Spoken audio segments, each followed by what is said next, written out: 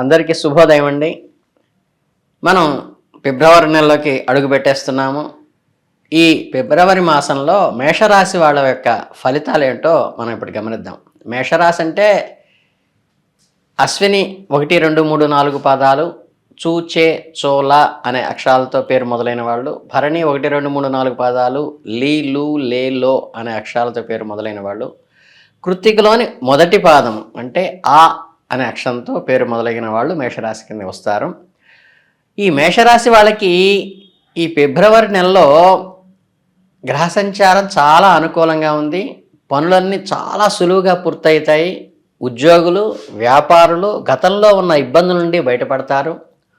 భూమి కొనుగోలు, అమ్మకాలు జరగడంతో పాటు కొత్త భూమి కొనుగోలు చేసే అవకాశం కూడా ఉంటుంది. విదేశాల్లో స్థిరపడాలని లేదా ఉద్యోగం చేయాలని ఎదురు చూస్తున్న వాళ్ళకి మంచి శుభవార్తలు వింటారు. ఈ మాసం మేషరాశి వాడికి ద్వితీయ స్థానంలో గురువు, తృతీయ స్థానంలో కుజువు, షష్టమ స్థానంలో కేతువు, దశమ స్థానంలో రవి, బుధుడు, లాభస్థానంలో శని, వ్యయస్థానంలో శుక్రుడు, రాహువు సంచరిస్తున్నారు. ఇది గ్రహ సంచారం. రాజకీయ రంగంలో ఉన్నవారికి అనుకూలంగా ఉంటుంది.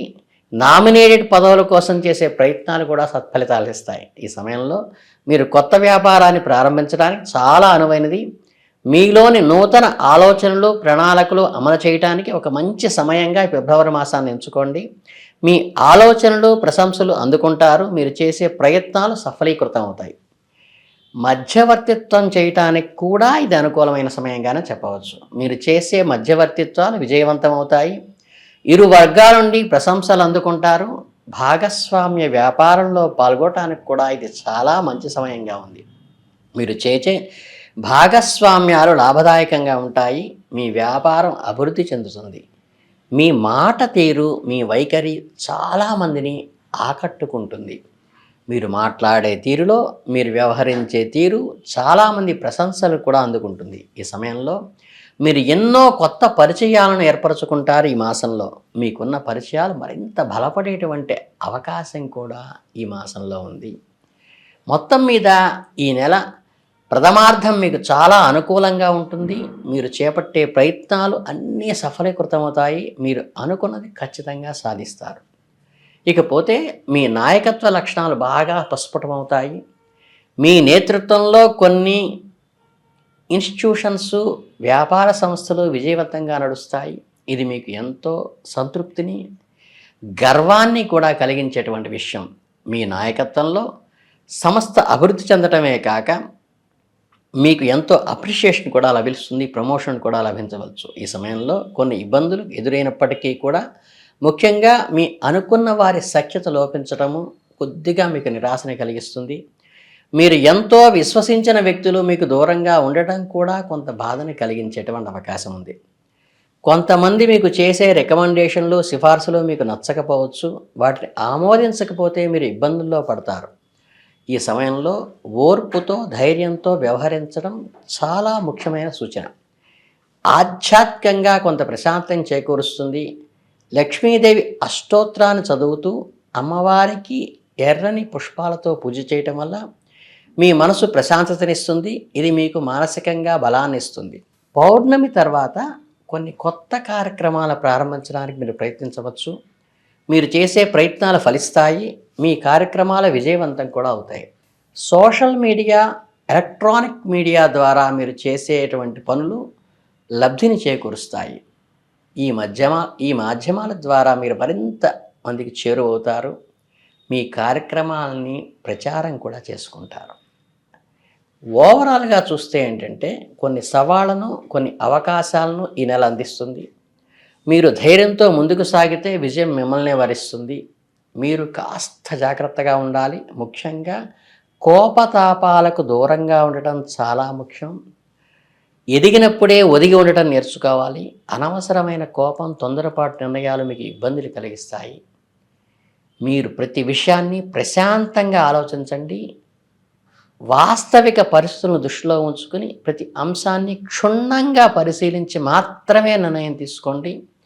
ఇలా చేయటం వల్ల సరైన నిర్ణయాలు తీసుకోగలుగుతారు. సమస్యలను జాగ్రత్తగా అర్థం చేసుకుని పరిష్కరించగలుగుతారు.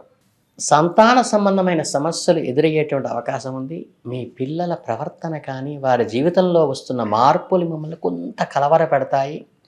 మీరు వారి భవిష్యత్తు గురించి చింతించేటువంటి పరిస్థితి వస్తుంది కాబట్టి, ఈ సమయంలో ఓర్పుతో, ప్రేమతో వాళ్ళతో అనునయంగా దగ్గరికి తీసుకుని, వాళ్ళతో ఓపెన్‌గా మాట్లాడి సమస్యలను పరిష్కరించడానికి ప్రయత్నించండి. మీకు కొంత ఉపశమనాన్ని ఇది కలిగిస్తుంది. నిత్య దీపారాధన చేయటం వల్ల మీ మనసు ప్రశాంతత లభిస్తుంది. దీపారాధన మీకు మానసికమైన బలాన్ని ఇస్తుంది. సమస్యలను ఎదుర్కొనే శక్తి కూడా భగవంతుడు ఇస్తాడు. మొత్తం మీద ఈ నెల మీకు కొన్ని సవాళ్ళని అందిస్తుంది. అయినప్పటికీ కూడా విజయం మీదే. ఓర్పుతో ప్రశాంతతో వ్యవహరిస్తే మీ సవాళ్ళను ఈజీగా అధిగమిస్తారు. నెలాఖరులో మీకు వ్యాపారపరంగా చాలా అనుకూలంగా ఉంటుంది. మీరు చేపట్టే వ్యాపార విస్తరణ ప్రయత్నాలు అనూహ్యమైన ప్రచారణ పొందుతాయి. దీనివల్ల మీ ఆదాయం బాగా మెరుగుపడేటువంటి అవకాశం కూడా ఉంది. అయితే ఈ సమయంలో మీరు కొంతమందితో జాగ్రత్తగా వ్యవహరించాలి. కొంతమంది మీకు వ్యతిరేకంగా పన్నాగాలు పన్నేటువంటి సూచన కూడా ఉంది.